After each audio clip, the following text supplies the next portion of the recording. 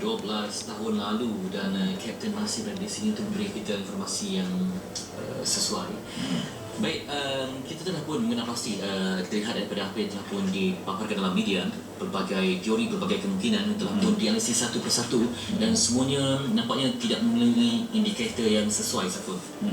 Betul-betul Fetri, termasuklah dikatakan di hijack dan sebagainya, dan menurut satu laman web juga turut menyaksikan mengatakan bahawa Wall Street Journal juga mengatakan bahawa kesemua teori-teori kehilangan kapal MH370 ini adalah tidak boleh digunakan pakai waktu ini ketika ini. Tidak ada sebarang bukti yang cukup. Dan kita terus bersama dengan Kapten. Kapten, kalau kita tengok, Kapten merupakan individu pertama yang diberi kepercayaan oleh MAS untuk membawa pulang pesawat Boeing 777-200 ini, di mana siri yang sama dan juga pesawat yang sama dikatakan hilang ketika ini. Jadi apa reaksi pertama dan juga persepsi pertama Kapten bila mana mendengar perkabaran yang kita kata kurang enak ini, Kapten?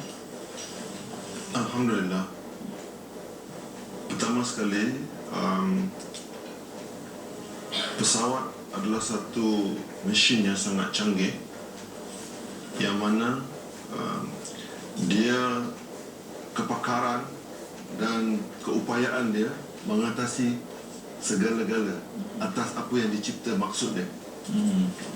Dan kapal terbang Boeing 777 ini adalah, saya rasa, pesawat yang terbaik yang telah dibina oleh Boeing. Jadi mengikut apa yang telah berlaku, seperti yang saya katakan malam tadi,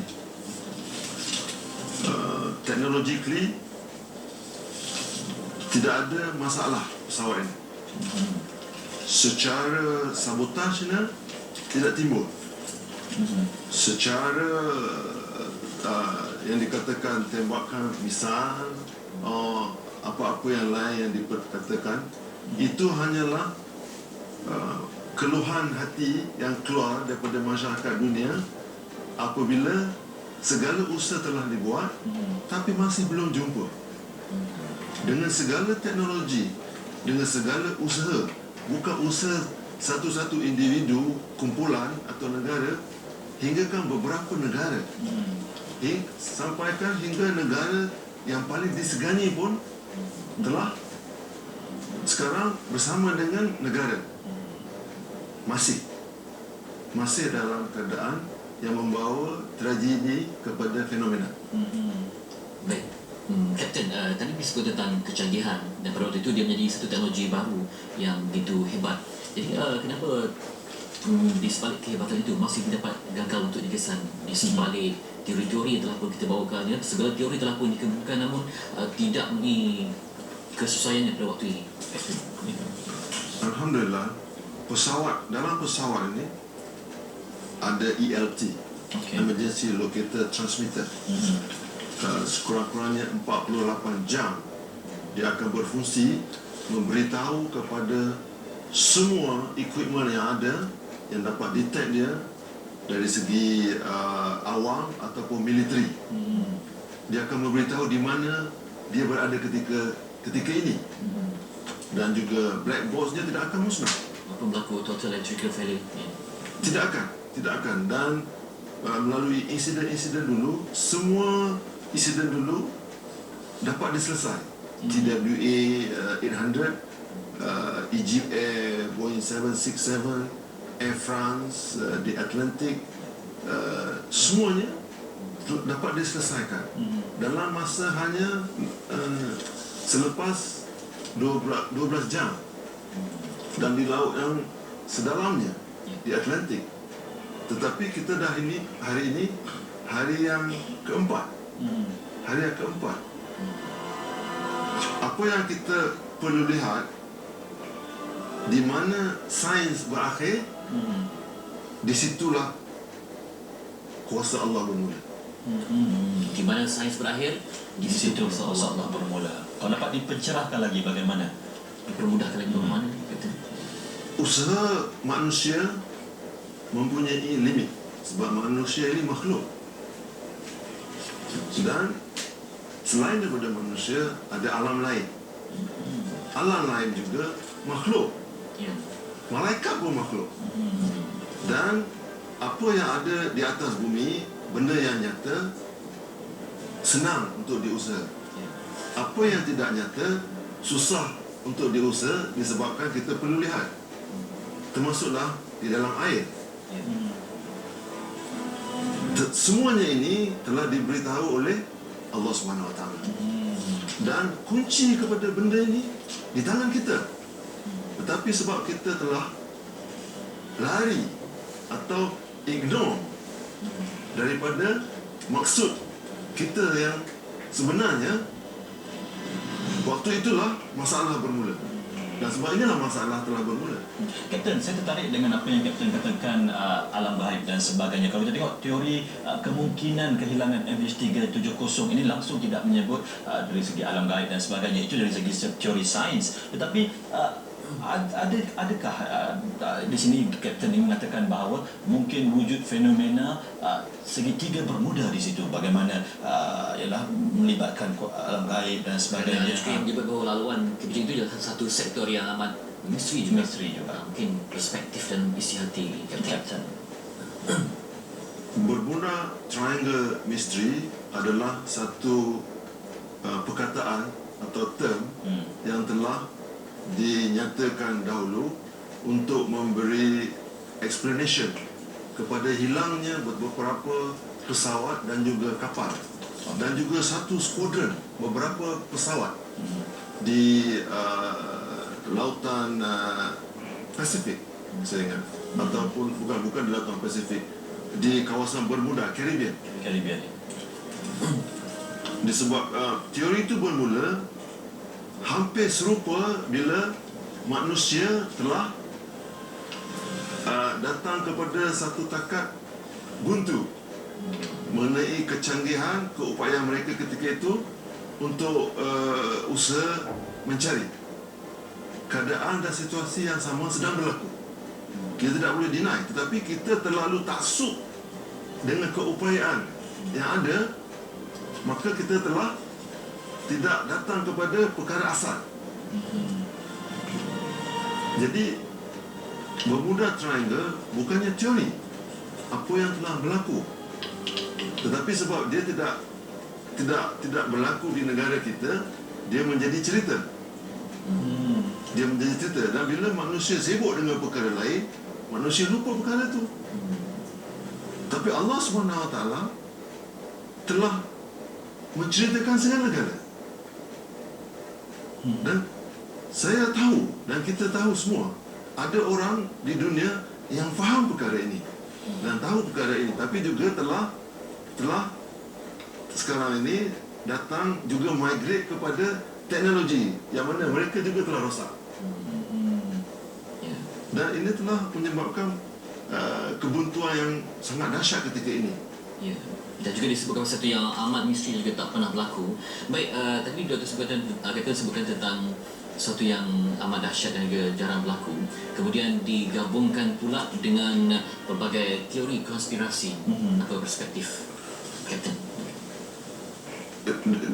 Di dalam dunia yang mempunyai penduduk lebih daripada 7 bilion ni, setiap perkara yang berlaku akan dikaitkan oleh individu atau kumpulan, dan juga kadang-kadang kumpulan besar untuk memanfaatkan tujuan mereka.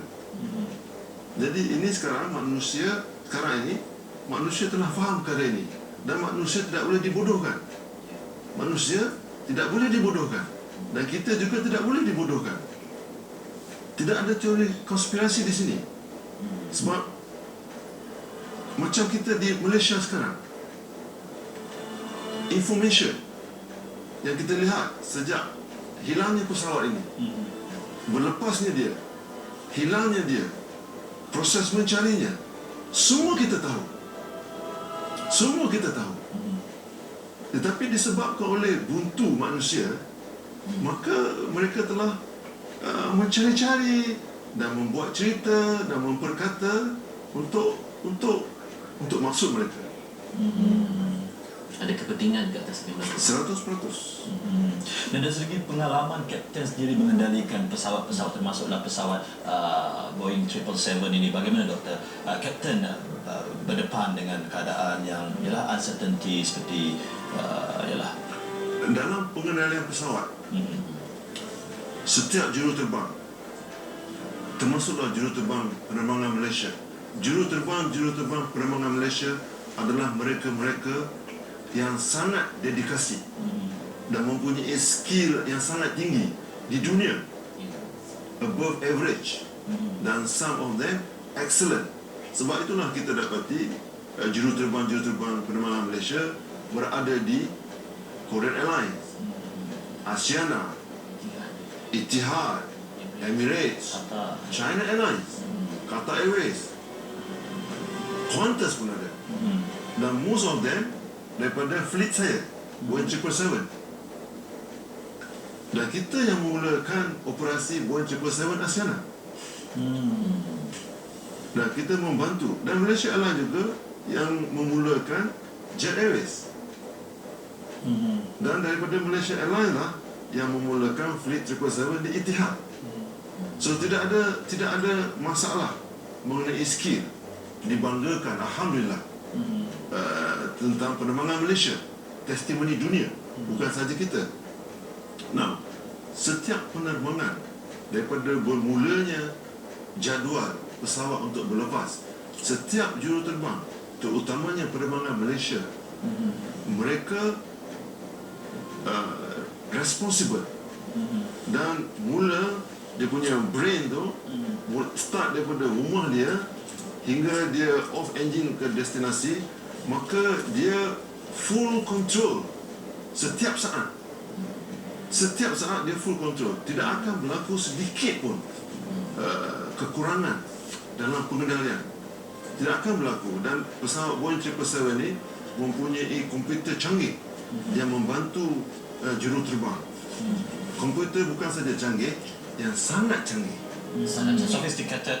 very sophisticated. Dan sistem yang sama sekarang ini berada dalam Boeing 787. Sepupu dia, cousin dia. Baik, Kapten, kalau ikut kepada pengeluar JMT syarikat bagi Boeing 777 ini, segala data yang selepas dia dikeluarkan dan juga dijual kepada setengah pihak, apakah dia masih lagi menyimpan rekod-rekod tertentu berkaitan dengan pergerakannya yang mungkin membantu siasatan berkaitan?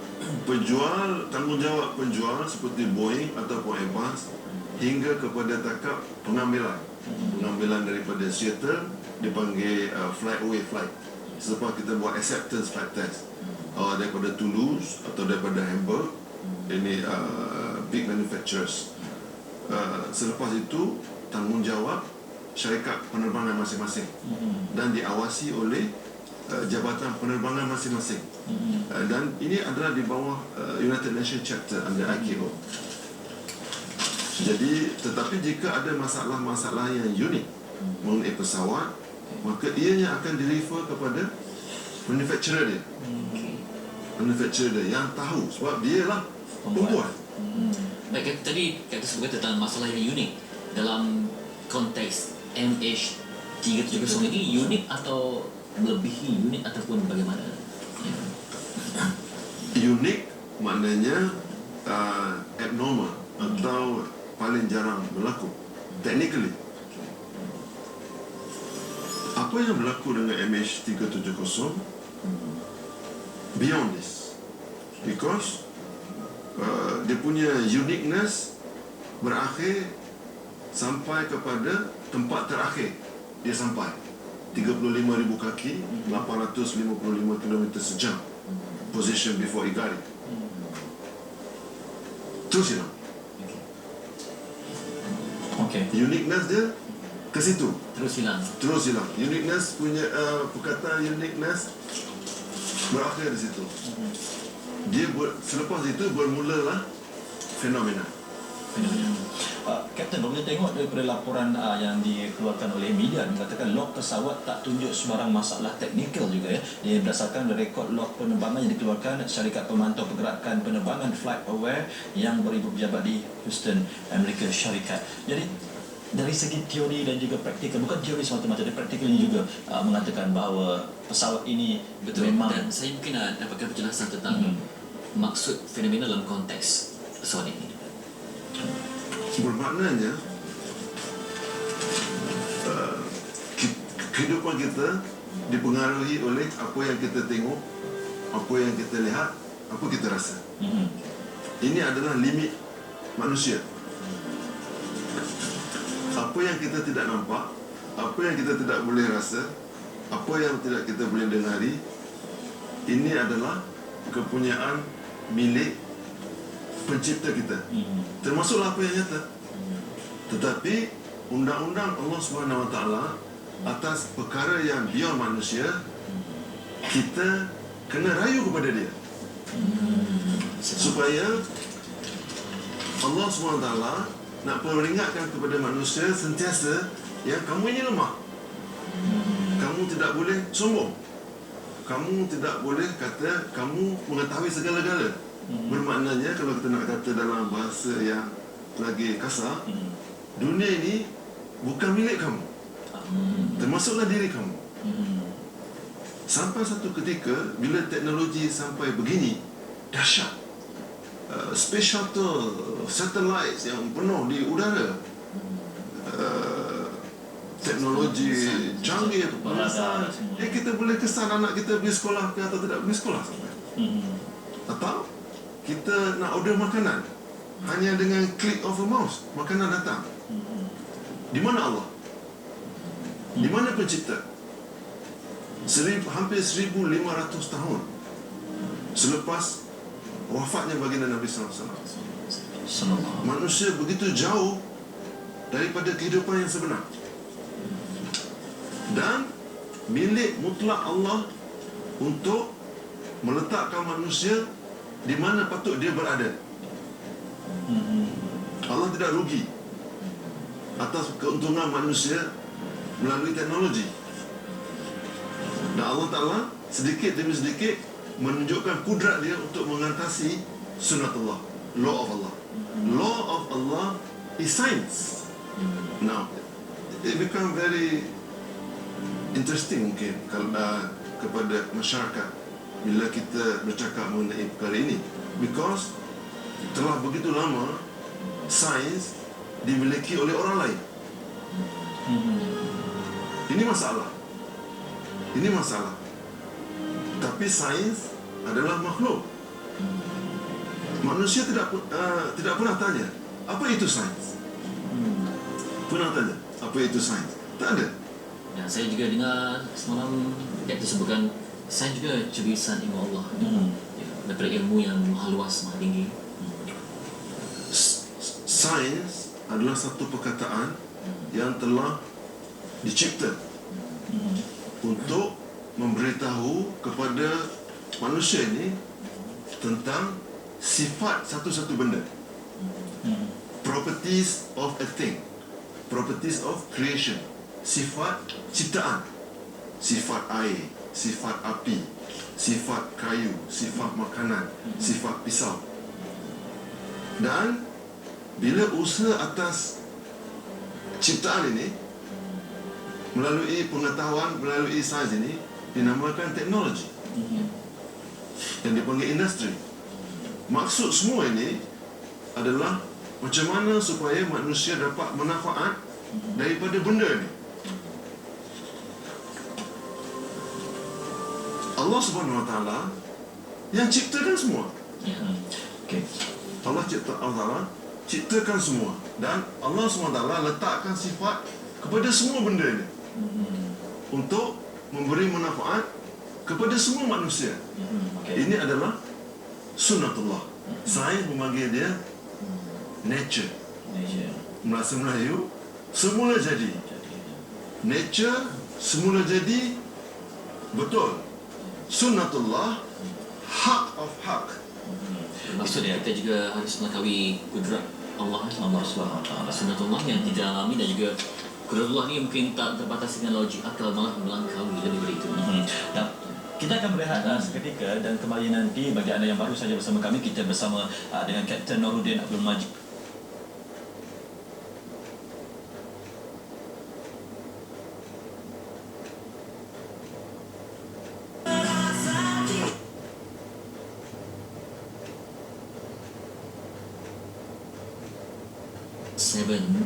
yang juga pesawat yang sama dilaporkan hilang. Baik, kita nak bertanya juga tentang pengalaman pribadi Kapten sebagai mengendalikan dalam kategori aircraft accident. Bagaimana pengalaman dapat dikongsikan? Media dunia dan juga masyarakat Malaysia, saya rasa masih lagi ingat dalam archive pun ada insiden pesawat seluruh dunia, termasuklah penerbangan Malaysia dan juga Boeing 777. Yang pertama sekali ialah peristiwa berlepas pesawat ini daripada Perth, Australia, yang mana selepas pesawat tiba di paras 38,000 kaki, saya rasa juruterbang tidak dapat mengawal pesawat. Tetapi selepas beberapa lama pesawat itu dapat kembali kepada normal dan pulang mendarat di Perth. Saya ketika itu mengendalikan incident investigation dan technically kita dapati satu unit pesawat itu komputer dia dipanggil ADU yang menjadi hati kepada proses semua information komputer masih berfungsi tapi on the degraded mode. Masih tak ada masalah. Dan selepas itu peristiwa di Zurich, di mana we continue dalam peristiwa di Zurich, di mana tail strike Boeing 777, ekor pesawat telah kena kepada landasan sebelum berlepas dan menyebabkan pesawat telah mengalami kerosakan yang teruk. Tetapi juruterbang dapat kembali buat pendaratan kecemasan, dan saya juga telah ke sana dan mengetuai investigation team di sana bersama dengan pihak antarabangsa. Tetapi saya nak beritahu di sini, aircraft accident bila dia berlaku dan pesawat ini adalah kepunyaan kita, diregister di negara kita, kita mesti mengetuai investigation team itu, dan pihak-pihak lain hanya sebagai penolong, seperti negara di mana dia berlaku. Ketika itu Switzerland, jadi pihak Swiss DCA pada kita, FAA di mana State of Manufacture, dia hanya menolong jika kita perlu, tapi kita lead the whole team, termasuklah pihak insurans sekali. Jadi dan ketika itu selepas di analisis dan secara terperinci, maka apa yang berlaku disebabkan oleh fenomena angin yang telah berubah arah, menyebabkan pesawat tidak dapat naik. Kapten, pada tahun 2002 berapa banyak unit ataupun model 777 yang dibawa masuk? Kapten, kalau dapat dikongsikan. Saya rasa di tahun 2002 hanya pesawat ini. Tapi selepas itu kita lepas MRO, yang MH370 ni, MRP, saya rasa